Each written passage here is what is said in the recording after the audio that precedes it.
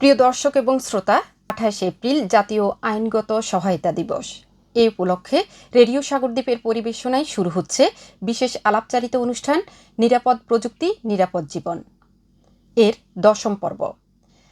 এবছর দিবসটির প্রতিপাদ্য সরকারি খরচে বিরোধ শেষ, সবার আগে বাংলাদেশ।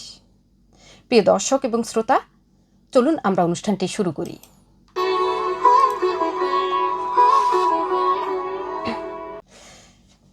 প্রিয় দর্শক, দেখছেন অনুষ্ঠান রেডিও সাগরদ্বীপ ৯৯.২ FM থেকে। এই মুহূর্তে যে যেখান থেকে আমাদের সাথে যুক্ত আছেন সবাইকে অভিনন্দন ও শুভেচ্ছা জানিয়ে শুরু করছি প্রযুক্তির সহায়তায় সংঘটিত জেন্ডার ভিত্তিক নিরাপদ জীবন নিরাপদ প্রযুক্তি এই অনুষ্ঠানটি, যেখানে আমরা প্রযুক্তির সুবিধা সম্পর্কে যেমন জানি তেমনি এর ঝুঁকি নিয়েও কথা বলি। আজ শুনছেন অনুষ্ঠানটির ১০ম পর্ব। শ্রোতা, নিরাপদ প্রযুক্তি নিরাপদ জীবন অনুষ্ঠানটি অনলাইনে শুনতে ভিজিট করুন রেডিও সাগরদ্বীপ ৯৯.২ FM এর ফেসবুক পেজে। আপনাদের কোনো প্রশ্ন বা জিজ্ঞাসা থাকলে SMS করুন 01316744888 এই নম্বরে। আমি নম্বরটি আবারও বলছি 01316744888 এই নম্বরে। রেডিওর ফেসবুক পেজে গিয়েও আপনার মন্তব্য বা প্রশ্ন করতে পারেন। এছাড়া রেডিওতে অনুষ্ঠানটির পুনঃ সম্প্রচার শুনতে পাবেন আগামী ২৯ এপ্রিল বুধবার বিকেল ৩:১৫। অনুষ্ঠানটিতে পুরো সময় জুড়ে আপনাদের সাথে আছি আমি পাপিয়া সুলতানা। প্রিয় দর্শক, আমাদের আজকের পর্বের বিষয় বিনামূল্যে সরকারি আইনি সহায়তা। চলুন শুরু করি আমাদের আজকের এই অনুষ্ঠানটি। শ্রোতা বন্ধুরা, অনুষ্ঠানটি সম্প্রচারিত হচ্ছে বিএনএনআরসি কর্তৃক বাস্তবায়নাধীন strengthening resilience against technology facilitated gender based violence TFGBV and promoting digital development প্রকল্পের আওতায়। প্রকল্পটি নাগরিকতা সিভিক এঙ্গেজমেন্ট ফান্ড CEF কর্মসূচির অংশ। এটি বাস্তবায়নে কারিগরি সহায়তা প্রদান করছে GFA কনসাল্টিং গ্রুপ এবং অর্থায়ন করছে সুইজারল্যান্ড গ্লোবাল অ্যাফেয়ার্স কানাডা ও ইউরোপীয় ইউনিয়ন। প্রিয় দর্শক এবং শ্রোতা, আজ ২৮ এপ্রিল জাতীয় আইনগত সহায়তা দিবস। দিবসটির প্রেক্ষিত মূলত বাংলাদেশের সংবিধান সম্মত অধিকার সবার জন্য ন্যায় বিচার বাস্তবায়নে একটি গুরুত্বপূর্ণ পদক্ষেপ। এবছর দিবসটির প্রতিপাদ্য সরকারি খরচে বিরোধ শেষ, সবার আগে বাংলাদেশ। শ্রোতা, কথা না বাড়িয়ে চলুন শুরু করি আমাদের আজকের এই অনুষ্ঠানটি। প্রিয় দর্শক, নিরাপদ প্রযুক্তি নিরাপদ জীবন অনুষ্ঠানের আজকের পর্বে আমরা জানব সরকারি আইনগত সহায়তা কি, কারা এটি পাওয়ার যোগ্য, আইনি সহায়তা পেতে কোথায় এবং কিভাবে আবেদন করতে হয় এ বিষয়ে। শ্রোতা, আজকের আলোচনায় আমাদের সঙ্গে যুক্ত আছেন সম্মানিত দুজন আলোচক। আমাদের সাথে যুক্ত আছেন জনাব মোহাম্মদ ইউনুস, সিনিয়র আইনজীবী, হাতিয়া দেওয়ানি ও ফৌজদারি আদালত, এবং জনাব আশরাফ উদ্দিন, উপজেলা সমন্বয়কারী, গ্রাম আদালত প্রকল্প এবং উপজেলা লিগ্যাল এড কমিটির সদস্য, হাতিয়া নোয়াখালী। সম্মানিত অতিথিবৃন্দ, আজকের এই অনুষ্ঠানে আপনাদেরকে স্বাগত জানাচ্ছি। এই অনুষ্ঠানে আমি অংশগ্রহণ করতে পেরে আমি নিজেকে ধন্য মনে করছি। জি, ধন্যবাদ সম্মানিত আলোচক, আপনাদেরকে আমাদের আজকের এই অনুষ্ঠানে যুক্ত করতে পেরেছি। প্রিয় দর্শক, আমরা আর কথা না বাড়িয়ে সরাসরি অনুষ্ঠানে চলে যাচ্ছি। জনাব আশরাফ উদ্দিন, উপজেলা সমন্বয়কারী, গ্রাম আদালত প্রকল্প এবং উপজেলা লিগ্যাল এড কমিটির সদস্য, হাতিয়া নোয়াখালী। আপনার কাছে জানতে চাচ্ছি, প্রতি বছর ২৮ এপ্রিলকে জাতীয় আইনগত সহায়তা দিবস হিসেবে উদযাপন করা হয়। আপনি যদি দিবসটির প্রেক্ষিত সম্পর্কে আমাদেরকে বলেন। ধন্যবাদ পাপিয়া পাকে এমন একটি সুন্দর প্রোগ্রামে অংশগ্রহণ করার সুযোগ দেওয়ার জন্য। আসলে বাংলাদেশে অনেক মানুষ আছে যারা দারিদ্র, অসচ্ছলতা, অজ্ঞতা বা সামাজিক বাধা কিংবা আইনি প্রক্রিয়ার জটিলতার কারণে আদালতে যেতে পারেন না বা সঠিকভাবে বিচার প্রক্রিয়ায় অংশ নিতে পারেন না। এই বাস্তবতা বিবেচনা করে সরকার ২০০০ সালে আইনগত সহায়তা প্রদান আইন প্রণয়ন করে, যার মাধ্যমে আর্থিকভাবে অসচ্ছল অসহায় জনগোষ্ঠীর জন্য বিনামূল্যে আইনি সহায়তা নিশ্চিত করার ব্যবস্থা গড়ে তোলে। এই কার্যক্রমকে আরও বেশি গতিশীল ও শক্তিশালী ও জনমুখী করার লক্ষ্যে জাতীয় আইনগত প্রধান সংস্থা প্রতিষ্ঠা করা হয়, যা জেলা থেকে ইউনিয়ন পর্যন্ত বিস্তৃত। এই আইনি সহায়তা কার্যক্রম পরিচালনা করছে এবং এর কার্যক্রম বাস্তবায়নের জন্য লিগ্যাল এইড সবসময় কাজ করে যাচ্ছে। জি এর ধারাবাহিকতায় প্রতি বছর 28শে এপ্রিল জাতীয় আইনগত সহায়তা দিবস পালন করা হয়, যার উদ্দেশ্য হলো সাধারণ মানুষের মধ্যে বিনামূল্যে আইনি সহায়তা সম্পর্কে সচেতনতা বৃদ্ধি করা। জি কারণ আমাদের দেশে অনেক মানুষ আছে যারা দারিদ্র্য সীমার নিচে বসবাস করে, যাদের কাছে বিভিন্ন তথ্য যায় না, জি এবং অজ্ঞতা এবং দারিদ্রতার কারণে হচ্ছে সে যে ধরনের তার কাছে তথ্যগুলো থাকা দরকার সেগুলি তার কাছে সময় মতো পৌঁছে না। এই জায়গাটায় তার সে মানে অনেক বেশি বলতে গেলে এটাও একটা দরিদ্র। সাধারণ মানুষের এই বিনামূল্যে আইনি সহায়তা সম্পর্কে সচেতনতা বৃদ্ধি করা ও মানুষকে তাদের অধিকার সম্পর্কে জানানো, দরিদ্র প্রান্তিক জনগোষ্ঠীকে আইনি সেবা গ্রহণে উৎসাহিত করা এবং বিচার প্রাপ্তির ক্ষেত্রে বৈষম্য কমিয়ে আনা, এটাই মূলত হচ্ছে এই প্রতি বছর এই ইয়েকে সামনে রেখে হচ্ছে 28 এপ্রিল জাতীয় আইনগত সহায়তা দিবস পালন করা হয়। জি জি এই দিবসের মাধ্যমে আরও একটি বার্তা স্পষ্টভাবে তুলে ধরা হয়, যা হচ্ছে ন্যায় বিচার কোনো বিলাসিতা নয়, এটি প্রত্যেক নাগরিকের মৌলিক অধিকার।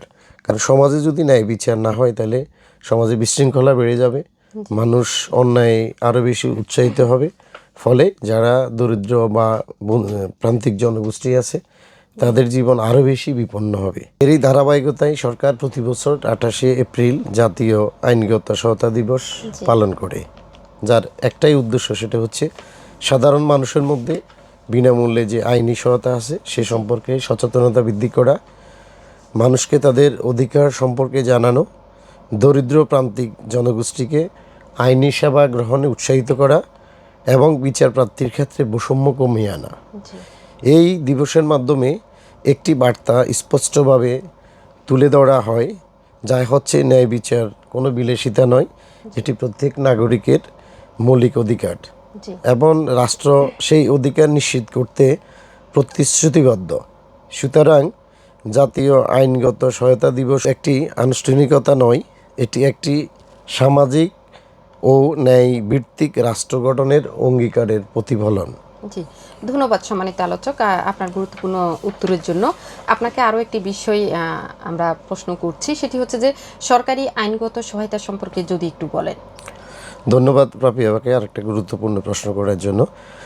বাংলাদেশে সরকারি আইনগত সহায়তা বা আইনি সহায়তা, যেটাকে আমরা বলি লিগ্যাল এইড, জি এটা হলো হচ্ছে সমাজের অসহায়, দরিদ্র এবং আর্থিকভাবে অসচ্ছল ব্যক্তি জি যারা আছে তাদের জন্য সরকার একটি বিশেষ সেবা দেয়, জি যার মাধ্যমে তারা এখানে বিনামূল্যে আইনি সেবা পায়, যা অল্প সময়ে স্বল্প খরচে এবং বিনামূল্যে এই আইনি পরামর্শ ও বিচারিক সহায়তা পেয়ে থাকেন। জি জি ধন্যবাদ সম্মানিত আলোচক, আপনার তথ্যবহুল গুরুত্বপূর্ণ যে কথা আপনি বলেছেন, আমাদের দর্শক যারা এই মুহূর্তে আমাদেরকে দেখছেন আশা করছি সবাই বুঝতে পেরেছেন। অনেক ধন্যবাদ। দর্শক এবং শ্রোতা, আমরা ফিরে যাচ্ছি আমাদের সম্মানিত একজন আলোচক জনাব মোহাম্মদ ইউনুস, সিনিয়র আইনজীবী, হাতিয়া দেওয়ানি ও ফৌজদারি আদালত। আপনার কাছে আমাদের জানার হচ্ছে যে হাতিয়া দ্বীপের স্থানীয় মানুষ কোথায় গেলে সরকারি আইনগত সহায়তা পেতে পারে, এ বিষয়ে যদি একটু বলেন। ধন্যবাদ স্যার। রেডিও সাগরদ্বীপ, জি এখানে আইনগতভাবে সহায়তা কোথায় পাওয়া যায় এই বিষয়টা আলোচনা করলে আমাকে প্রথমে যেতে হবে প্রত্যেকটা জেলাতে জেলা জেলা জজ ও দায়রা জজ বাহাদুর মহোদয়কে লিগ্যাল এইডের চেয়ারম্যান করে একটা কমিটি গঠন করা হয়।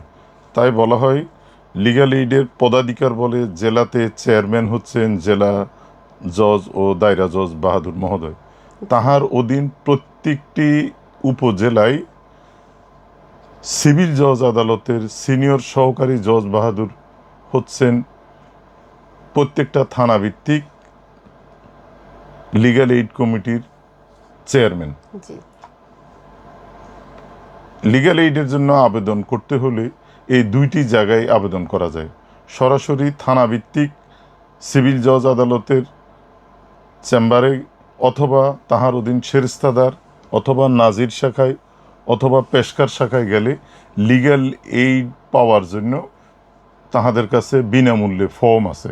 জি আপনি কোন ধরনের সহায়তা পেতে চান, কী জাতীয় সহায়তা পেতে চান, কোন ধরনের সহায়তার জন্য আপনি আগ্রহী, আইনি কোন কোন বিষয়গুলির জন্য আপনি অধিকার পেতে চান মর্মে ফর্ম পূরণ করে এইখানে জমা দিতে হয়। জি সাথে সাথে এই ফর্ম 24 ঘন্টার ভিতরে এই ফর্মটুকু জেলা জজ বাহাদুরের কাছে চলে যায়। লিগ্যাল এইড কমিটির সেখানে প্রতি মাসে মিটিং হয়। মিটিংয়ে তখন এই বিষয়গুলি ওনাদের সামনে উপস্থাপিত হয়। উপস্থাপিত হইলে তখন জেলা কমিটির চেয়ারম্যান দেখে যে হ্যাঁ এই লোককে আইনি সহায়তা দেওয়ার প্রয়োজন, তখন তিনি সেইখান থেকে এইটা জেলাতে হইলে লিগ্যাল এইডের প্যানেল আইনজীবী আছে, তাহাকে মার করে দেওয়া হয়। আপনি এর বিষয়ে পূর্ণাঙ্গ বিষয় বিবরণ দিয়া আপনি ওর জন্য একটা মামলা করেন। মামলার সমস্ত খরচ সরকার ওই আইনজীবীকে বহন করে। জি ভুক্তভোগী বা উপকারভোগী বা বেনিফিশিয়ারির কাছ থেকে কোনো আর্থিক লেনদেন করা যাবে না, ওর কাছ থেকে কোনো টাকা পয়সা নেওয়া যাবে না। ওকে সম্পূর্ণ রাষ্ট্রীয় বিনা পয়সায় তাকে সেবা দিচ্ছে। আইনজীবীকে লিগ্যাল এইড কমিটি থেকে ওই মামলার খরচের জন্য এককালীন তাকে খরচ বা মামলা শেষ হলে তাহাকে চূড়ান্ত একটা বিল আকারে তাহার বিল পরিশোধ করা হয়। এই ক্ষেত্রে কাদেরকে কাদেরকে এই আইনি সহায়তা দেওয়া হয় সেই বিষয়ে আমি একটু বলতেছি। সেটাই স্পষ্টভাবে আছে, বলা যায় যারা আমাদের এখানে একদম হতদরিদ্র, দরিদ্র সীমার নিচে যারা বসবাস করে, বিশেষত আমি বলবো একেবারে যারা সহায় সম্বলহীন, যারা একেবারে অসচ্ছল হতদরিদ্র, আর বিষয়টা হচ্ছে যারা নারী ও শিশু নির্যাতন, নারীও বিশেষ করে আমাদের দেশের নারীরা এই আইনি সহায়তা পেতে তারাও অবশ্যই হকদার বটে বেশি।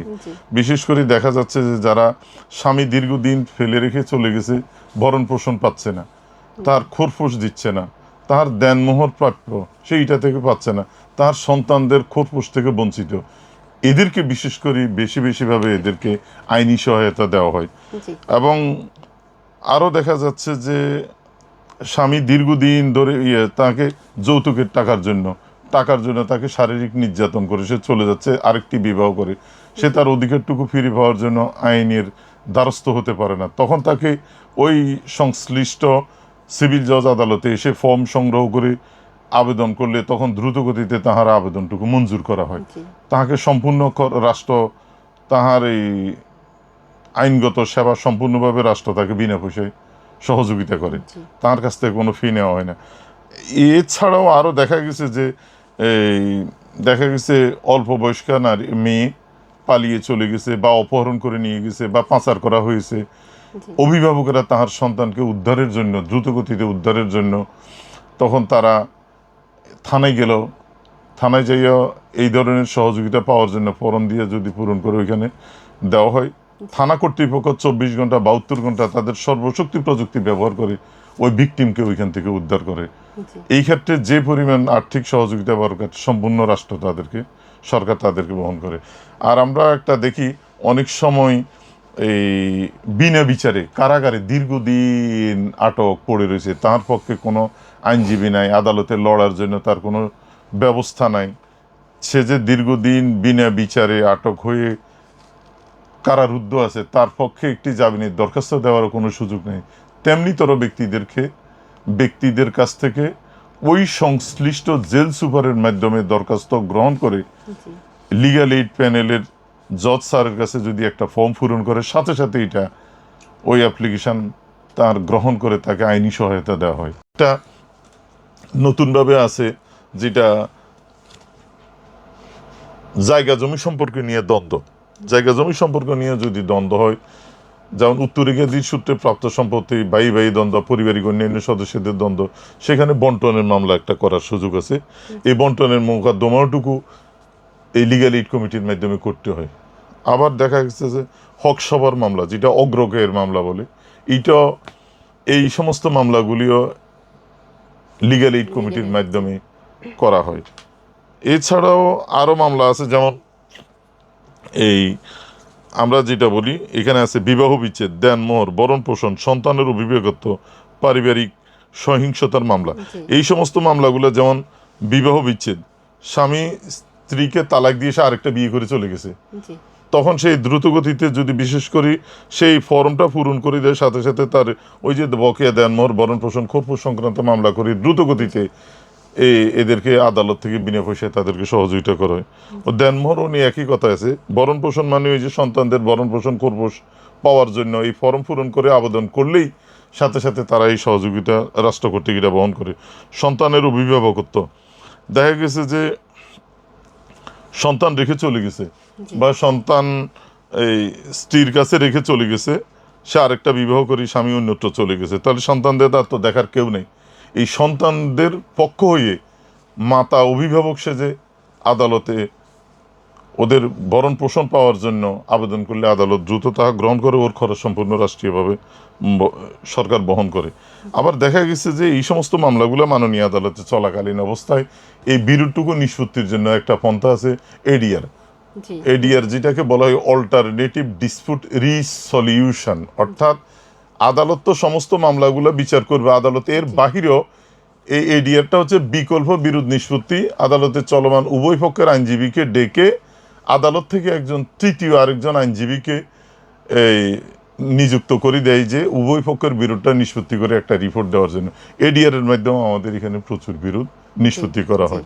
তা আমরা বলতে চাচ্ছি যে বিকল্প বিরোধ নিষ্পত্তির আমাদের হাতিয়াতে যথেষ্ট অগ্রগতি আছে।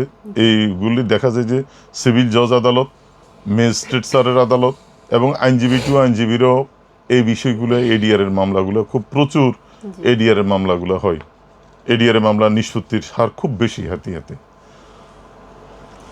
সম্মানিত আলোচক, আপনাকে অসংখ্য ধন্যবাদ। আপনি অনেক গুরুত্বপূর্ণ আলোচনা করেছেন।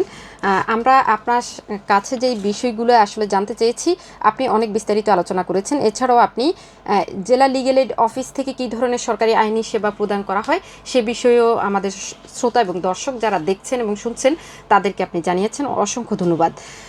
এবার আপনার কাছে আমরা একটি বিষয় জানতে চাচ্ছি, সম্মানিত অতিথি, কেউ যদি প্রযুক্তির সহায়তায় সংঘটিত জেন্ডার ভিত্তিক সহিংসতা যেমন সাইবার বুলিং, অনলাইন হয়রানির শিকার হয়, তাহলে কি তিনি জেলা লিগ্যাল এইড অফিস থেকে সরকারি আইনি সহায়তা পাবেন? তথ্য ও যোগাযোগ প্রযুক্তি আইন অলরেডি সরকার কর্তৃক অনুমোদিত, আমাদের এখানে আইন আছে। এই ক্ষেত্রে আমি প্রথমও বলছি যে এই বিষয়টা আমি লিগ্যাল এইডের এখানে ফর্ম সংগ্রহ করে আমি কি জাতীয় সহযোগিতা চাই, আমার আক্ষেপটুকু বা আমার বিষয় বিবরণটুকু বা আমার প্রত্যাশাটুকু বা আমার প্রত্যাশিত বিবরণটুকু আমি এই বিষয়ের উপরে বিচার চাই বা এই প্রতিকারগুলি চাই মর্মে ফর্ম, নির্দিষ্ট ফর্ম আছে, ফর্মটা পূরণ করে মাননীয় জেলা জজ ও দায়রা জজ বাহাদুর অর্থাৎ লিগ্যাল এইড কমিটির চেয়ারম্যান মহোদয়ের কাছে প্রেরণ করলে উনি তখন এটা বিবেচনা করে যে এই সাপোর্টটুকু তাকে আমাদের দেওয়া উচিত, তিনি তাৎক্ষণিক করেন। তবে হ্যাঁ, এটা শুধুমাত্র লিগ্যাল এইড কমিটিতে পাইতে হবে এমনটি তা নয়। এই জাতীয় অপরাধ সংগঠিত হইলে সংশ্লিষ্ট থানা যারা আছে, সংশ্লিষ্ট থানায় যাইয়া অফিসার ইনচার্জকে এই কথা বলার সাথে সাথে তারা দ্রুত এই কাজগুলো করে। যদিও তারা নির্দিষ্ট লিগ্যাল এইডের ফর্মে করতে হবে এমনটি কথা নয়, ওই সংশ্লিষ্ট ক্ষতিগ্রস্ত ব্যক্তি বা ভিকটিমের তাৎক্ষণিক মৌখিক আবেদনের ক্রমে প্রত্যেকটি থানার অফিসার ইনচার্জ দ্রুতভাবে এই বিষয়ে পদক্ষেপ তাহারা গ্রহণ করে। তবে সেই ক্ষেত্রে সাইবার ক্রাইম যেটাকে আমরা বলি বা তথ্য যোগাযোগ প্রযুক্তি আইনের এই কিছু তথ্য সেখানে তাদের কাছে উপস্থাপন করতে হয়। সেটা হয়তো ভয়েস মেলে রেকর্ড হয়েছে বা অডিও ভিডিও, যদি কোনো তথ্য, যদি কোনো স্থির অপরাধের কোনো স্থির চিত্র থাকে, এই সমস্ত তথ্যগুলি দিয়ে সংশ্লিষ্ট থানায় অফিসার ইনচার্জের কাছে আবেদন করলে তাৎক্ষণিক লিগ্যাল এইডের মতো যেটা আমরা বলি আর আইনি সহায়তা ওনারা করে থাকে। জি, ধন্যবাদ সম্মানিত আলোচক আপনার তথ্যবহুল গুরুত্বপূর্ণ আলোচনার জন্য। সর্বশেষ আর একটি বিষয় আমরা জানতে চাইব আপনার কাছে, সরকারি খরচে আইনগত সহায়তার জন্য আবেদনপত্র দাখিল করার প্রক্রিয়া সম্পর্কে যদি বিস্তারিত একটু বলেন। এভাবে বলা হচ্ছে, প্রথমেই আমি যে আবেদন ফর্মটা জমা দেব সেখানে আমি কি কি বিষয় চাচ্ছি, আমি শুধু এটা জেলা আইনগত সহায়তা কমিটির চেয়ারম্যান মহোদয়ের কাছে আমি আমার আবেগটুকু তুলে ধরবো, আমার বিবরণটুকু তুলে ধরবো, সমস্যাটুকু তুলে ধরবো। খরচ কিন্তু ওই জেলা কমিটির চেয়ারম্যান উইথ প্যানেল আইনজীবী বহন করবে। সেখানে বেনিফিশিয়ারি বা ভিকটিমের কোনো টাকা পয়সার ব্যাপার স্যাপার নেই। জি বিল কি 1 টাকা পেলো না 5 টাকা পেলো 10 টাকা পেলো না বিল কি সেটা প্যানেল আইনজীবী উইথ কমিটির চেয়ারম্যান বুঝবে। সেখানে বেনিফিশিয়ারি ফিনান্সিয়ালি কোনো সহায়তা পাবেন না, জি তাকে শুধু আইনি সহায়তা দেওয়া হবে বিনা খরচে, কিন্তু ওনাকে আর্থিকভাবে কোনো সহায়তা প্রদান করার কোনো সুযোগ নাই। নাই জি। জি ধন্যবাদ সম্মানিত আলোচক আপনার গুরুত্বপূর্ণ তথ্যবহুল উত্তরের জন্য। প্রিয় দর্শক এবং শ্রোতা, আপনারা শুনছেন প্রযুক্তির সহায়তায় সংঘটিত জেন্ডার ভিত্তিক সহিংসতা বা TFGBV প্রতিরোধ বিষয়ক ধারাবাহিক অনুষ্ঠান নিরাপদ প্রযুক্তি নিরাপদ জীবন। জাতীয় আইনগত সহায়তা দিবস উপলক্ষে অনুষ্ঠানটির আজকের পর্বে আমরা শুনছি বিনামূল্যে সরকারি আইনি সহায়তা পাওয়ার নানান দিক সম্পর্কে। প্রিয় দর্শক এবং শ্রোতা, এবার আমরা আইনি সহায়তা পেয়েছেন এমন একজন ভুক্তভোগীর বক্তব্য শুনব। চলুন শুনে আসি। আমরা আমাদের টকশো অনুষ্ঠানে উপস্থিত নমিতা রানী দাস, তিনি একজন উপকারভোগী পূর্বলক্ষ্মী দিয়ে হাতিয়া নোয়াখালী। আমরা তার কাছে ফিরে যাচ্ছি। ধন্যবাদ পাপি আপা। আমি যে এগুলোর কাছে সাহায্য পাইছি তার জন্য কিছু কথা এখানে বলতে চাই। আমার গ্রাম পূর্বলক্ষ্মী দিয়ে, নাম নমিতা বালা দাস। প্রথমে আমি যখন আমার সংসারে 2টা ছেলে 2টা মেয়ে, জি তখন আমার স্বামী কিছু ওই ছেলে মেয়ের দিকে কেনে নেয়। এখন আমি সিদ্ধান্ত নিয়েছি যতক্ষণ আমার প্রাণ আছে ততক্ষণ আমি ছেলে মেয়েদের পিছনে আমি পরিশ্রম করি, হোক যেভাবে হোক সংসার চালাইতে দেবো। এখন আমি রাস্তার কাজ করি, যে সময় যেই কাজ করি, যেই কাজ হয় সেই কাজ করি। গ্রাম আদালতের কাছে প্রথমে আমি গেছি 4 বছর গিয়ে রাস্তার কাজের জন্য, 4 বছর গিয়ে রাস্তার কাজ হয়েছি। এই রাস্তার কাজ করার পরে আমার মাসিক যে বেতন দিয়ে ওই বেতন দিয়ে সংসার চালাইছি। অবশেষে যে বেতনগুলো দিছে ওই বেতন দিয়ে আমি কিছু জমি রেন রাখছি। আচ্ছা, রেন রাখার পরে রাখছি ওই আরেকজন মানুষের থেকে, অর্থাৎ আমাকে প্রতিবেশী গ্রাম আরেকজন মানুষের ওই রকাশ, উনিও আমার সাথে একসাথে জমি রেন রাখছে। রাখার পরে একসাথে একই আইলে একই জমি, সে 5 ঘন্টা রাখছে, আমিও 5 ঘন্টা। সে আমাকে সিদ্ধান্ত দিছে বৌদি রাখতো, বৌদি আপনি এই সময় আপনার আমি আরো কিছু লাভ দেবো, আপনি চাষ করলে আরো ইয়ে এখন খরচাও বেশি যাব, তাহলে বছর বছর আমার কিছু 24,000 করে টাকা দিব। তখন 1,80,000 টাকা ওই জমিনের বাপর দিয়ে তাকে দিছি। সে 1 বছর পর্যন্ত আমার দিছে, 1 বছর দিছে। 1 বছর পরে আমি মেয়ে বিয়ে দিছি। মেয়ে বিয়ে দেওয়ার আমি গেছি, ভাই আমার টাকা লাগবে, আমার এই টাকা তো আমি মেয়ের বিয়ের জন্যই রাখছি। আমি মেয়ে বিয়ে দিতে পারি না, সংসার চালাইতে পারি না, কাজ করি যা করি তাই দিয়ে চলে। আমার মেয়ে বিয়ে দিয়ে দেওয়ার পরে সে আমার সিদ্ধান্ত দিছে অমুক দিন দিব, অমুক দিন দিব। বিয়ে দিছি যেন বিয়ের তারিখ হারে গেছে, আর সে সিদ্ধান্ত নিছে। নেওয়ার পরে আমি বলছি, তারপরও আমি 1 দিন 2 দিন যে আমি বাইরের থেকে তার বাবুতে আবার 1 লক্ষ টাকা বাইরে সুদে টানছি। 1 লাখের মুখে 30,000 টাকা বছরে টানার পরে অত তাঁরে ও দিবে এই হিসেবে আমি টানছি। অনেক আর দেয় না, এই করতে করতে 2-3 বছর হারিয়ে গেছে। হারিয়ে গেলে আমি 1 দিন 2 দিন যাই, প্রত্যেক দিন যাই। যাইতে যাইতে আমার এমন সময় আমি প্রতিবেশী সবাইকে জানাচ্ছি, জানানোর পরে তারা সবাই বলে কিন্তু দিব কই দিতেছে না। তারপরে যাই মেম্বার কাছে গেছি, মেম্বার লাগবে মেম্বার আয় কেছি আমার যেভাবে আপনারা দেখছেন সবসময় আমাকে অবস্থা দেখে, আমি গ্রামে থাকি কীভাবে চলি কীভাবে ইয়ে করি মেম্বারশিপ জানার কারণে আমি গেছি আমার টাকাটা এইভাবে কীভাবে লইতে হবে। মেম্বারেরও কথা বলছি, মেম্বারের কাছে স্বীকার করছি টাকা যে পামু। স্বীকার করার পরে মেম্বারের কাছে 1 মাস পরে দুমু বা 2 মাস পরে দুমু, ওই টাকাটা দেয় না। দেন আর আমি তারপরে আরও আয় যাই মেম্বারের বলছি যে কী করতে হইবে। মেম্বার সাহেব তুমি তাহলে একটা দরখাস্ত দিতে হইবে গ্রাম্য আদালতে। দরখাস্ত দেওয়ার পরে আমি একদিন সাক্ষী হয়েছি মেম্বার, উনি নিজে সাক্ষী দিচ্ছে, আর বাইরের কোনো সাক্ষী টাক্ষী লাগানো প্রমাণ লাগানো। মেম্বার সাহেব নিজে সাক্ষী দেওয়ার পরে সেখানে গেছি, দেওয়ার পরে চেয়ারম্যান সাহেবের এগুলো বলছি, চেয়ারম্যান সাহেব কইছি একটা দরখাস্ত লেখো। দরখাস্ত দিয়েছি, দরখাস্ত দেওয়ার পরে চেয়ারম্যান 1 সপ্তাহ পরে আমার আসতে বলছে, ওনাকেও 1 সপ্তাহ পরে আসতে বলছে। আসার পরে বৈঠকে বসে তখন দোনো পক্ষে সাক্ষী প্রমাণে যা সিদ্ধান্ত নিছে, সিদ্ধান্ত দেওয়ার পরে টাকাটা আমার 2 কিস্তি করে দেবার কথা ছিল।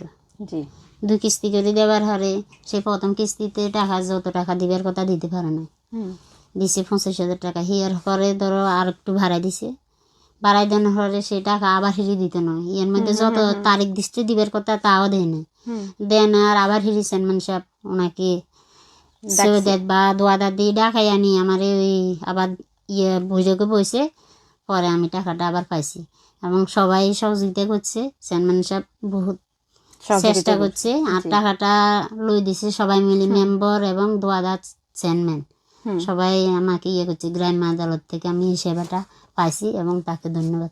আপনি সঠিক বিচার পাইছেন? আমি সেইখানে আছি যে আমি সঠিক বিচার পাইছি এবং সেইখানে আমার নিরাপত্তা ছিল, কেউ আমার টাকা 1 টাকা চাইতে পারে না, নেও না, বিনে ইয়েতে আমি আমার টাকাটা লই দিছি, তারা আমার সহযোগিতা করছে। সম্মানিত অতিথি জনাব আশরাফ উদ্দিন, সরকারি আইনি সহায়তা জাতীয় হেল্পলাইন 16699 এবং হেল্পলাইনের সেবাসমূহ সম্পর্কে যদি দর্শক শ্রোতা যারা আপনাদেরকে দেখছেন এবং শুনছেন তাদের উদ্দেশ্যে একটু বলেন। লাইনে সে ফোন করলে এখান থেকে আইনি সেবা সম্পর্কে যথেষ্ট তথ্য পাইব। এছাড়াও উপজেলা বুঝিয়ে এখানে আইনি সহায়তা দেওয়ার জন্য বিভিন্ন সংস্থা এবং আমাদের যারা এখানে কোর্ট আমাদের আইনজীবীরা আছেন, এখানে দায়িত্বপ্রাপ্ত ব্যক্তি আছে, তাদের কাছেও আইনি এই ধরনের সেবা পাবে। জি, ধন্যবাদ সম্মানিত অতিথি আপনার গুরুত্বপূর্ণ তথ্যবহুল উত্তরের জন্য। সর্বশেষ আপনার কাছে আরও একটি বিষয় জানতে চাইব, সেটি হচ্ছে যে বিনামূল্যে আইনগত সহায়তা প্রাপ্তি এখনও কী ধরনের চ্যালেঞ্জ বা সীমাবদ্ধতা রয়েছে এবং আপনার মতে কোন উদ্যোগ বা পদক্ষেপ গ্রহণ করলে সেগুলো কমিয়ে আনা সম্ভব হবে? ভাই বলবেন? এটা আমি একটু আমি একটু বলতে চাই এভাবে, আইনগত সহায়তা পাইতে হলে যে প্রসিডিউরটা মেনটেন করে পদ্ধতিটা অত্যন্ত জটিল হয়ে গেছে। সেই জটিলতার পদ্ধতিটা হলো এখানে আমাদের দেশের মানুষ জানেই না যে আমি যাব কোথায়, শুধু শুনি লিগ্যাল এইড সাপোর্ট দেওয়া হয়, সহযোগিতা করা হয়, কোথায় সহযোগিতা করা হয়, কীভাবে সহযোগিতা করা হয়, কোন পদ্ধতি গেলে সহযোগিতা পাবো, এটা আমাদের দেশের মানুষ জানেই না। তাই তাকে যেতে হলে তারা এমনিই জানে না এটা কোথায় যেতে হয়। এখন এটা যেতে হলে তাদেরকে বলতে হবে যে প্রত্যেকটি থানায় সংশ্লিষ্ট সিভিল জজ আদালত আছে, সিভিল জজ আদালতে এইখানে সিভিল জজের সিনিয়র সহকারী জজ বাহাদুর যিনি আছেন আতিয়াতে, তিনি হচ্ছেন থানাভিত্তিক লিগ্যাল এইড কমিটির চেয়ারম্যান এবং সংশ্লিষ্ট বারের সেক্রেটারি হচ্ছেন পদাধিকার বলে উক্ত লিগ্যাল এইড কমিটির সচিব। তে ওনার কাছে অথবা সিভিল কোর্টে আসলে অথবা ম্যাজিস্ট্রেট কোর্টে আসলে লিগ্যাল এইড ফর্ম পাওয়া যায়। এই লিগ্যাল এইড ফর্ম পাওয়া যায়, এই লিগ্যাল এইড ফর্ম সংগ্রহ করাটা অত্যন্ত জটিল ব্যাপার, হয়তো সবসময় কোর্ট খোলা থাকে না, এই ফর্মগুলো অ্যাভেলেবেল পাওয়াও যায় না। আর দেখা গেছে যে এই ফর্ম পাওয়া গেল, এটা পূরণ করতে অনেকে জানে না, পূরণ করতেও আবার কোথায় যাবে, এটা একটা জটিলতা, প্রতিবন্ধকতা এটা। তা আবার এই ফর্ম পূরণ করে আবার এটা দিবে কোথায় তাও তা জানে না। ওই ফর্মটা পূরণ করে আবার ওই সংশ্লিষ্ট থানায় সিভিল জজের কাছে এটা জমা দিতে হয়, অথবা তাকে এইখানে জমা না দিয়া সরাসরি সে জেলা লিগ্যাল এইড কমিটির চেয়ারম্যানের কাছেও সে সরাসরি জমা দিতে হয় বা জমা দিতে পারে। কিন্তু এই বিষয়গুলি আমাদের দেশের মানুষ তা জানে না। তবে এইখান থেকে এই প্রক্রিয়াটা একটু জটিল হয়ে গেছে। তাই এই সেবাটুকু যদি আরও সহজীকরণ করা হয়, সহজীকরণ করতে হলে সরাসরি পাওয়ারটুকু জেলা কমিটি যদি উপজেলাতে এই ক্ষমতাটা বিন্যস্ত করে এবং সংশ্লিষ্ট উপজেলায় সিভিল জজ বা সিনিয়র সহকারী জজ বাহাদুর যিনি আছেন তাহার কাছে আবেদন করলে তিনি তাৎক্ষণিক এই বিষয়টুকু যদি অ্যাপ্লিকেশনটুকু মঞ্জুর করে দেন, তাইলে আইনগত সহায়তা প্রদান পেতে খুব সহজ হয়। কিন্তু পদ্ধতিগত জটিলতা উত্তরণ করি লিগ্যাল এইডের সাপোর্ট পাওয়াটা একটা অলিক স্বপ্নের বিষয়। তাই আমি বলবো যে এই পদ্ধতিগত জটিলতাটা বা এই প্রসিডিউরটা আরও সহজীকরণ করলে তাহলে বিচারিক সেবা বা আইনিক সেবা মানুষের কাছে সহজে পৌঁছবে। ধন্যবাদ। প্রিয় দর্শক এবং শ্রোতা, আজকের আলোচনা থেকে আমরা বুঝলাম সরকারি আইনগত সহায়তা শুধু একটি সেবা নয়, এটি মানুষের ন্যায় বিচার পাওয়ার একটি গুরুত্বপূর্ণ মাধ্যম। আশা করি আজকের আলোচনা আপনাদের জন্য তথ্যবহুল ও উপকারী হয়েছে। মনে রাখবেন 16699 এ একটি নম্বর হতে পারে আপনার ন্যায় বিচার পাওয়ার প্রথম ধাপ। তাই আপনি নিজে জানুন ও অন্যকে জানান, কারণ সচেতনতা থেকে আসে পরিবর্তন। আজকের অনুষ্ঠানে আগত আমাদের সম্মানিত অতিথিদের জানাই আন্তরিক ধন্যবাদ। প্রিয় শ্রোতা এবং দর্শক, আপনাদের সবাইকেও ধন্যবাদ আমাদের সাথে থাকার জন্য। শ্রোতা, অনুষ্ঠানের এ পর্যায়ে আপনাদের জন্য রয়েছে একটি কুইজ। আমাদের আজকের কুইজ হচ্ছে, সরকারি আইনগত সহায়তা জাতীয় হেল্পলাইন নম্বর কোনটি? অপশন ক 999, অপশন খ 109, অপশন গ 16699, অপশন ঘ 333। প্রিয় দর্শক, সঠিক উত্তরদাতাদের মধ্য থেকে লটারির মাধ্যমে একজনের জন্য রয়েছে আকর্ষণীয় পুরস্কার। তাই আর দেরি না করে দ্রুত উত্তর পাঠানোর জন্য যোগ দিন আমাদের ফেসবুক পেজে। আর যারা SMS করতে চান তারা মোবাইলের মেসেজ অপশনে গিয়ে টাইপ করুন QUIZ, এরপরে একটি স্পেস দিয়ে সঠিক উত্তরের অপশনটি লিখে ঝটপট পাঠিয়ে দিন নম্বরে। বন্ধুরা, কথা বলতে বলতে আমরা অনুষ্ঠানের শেষ প্রান্তে পৌঁছেছি। আমাদের অনুষ্ঠান সম্পর্কে যে কোনো মতামত থাকলে অনুষ্ঠানটির নাম লিখে পাঠাতে পারেন, জানাতে পারেন আমাদের নম্বরে SMS বা হোয়াটসঅ্যাপ করে।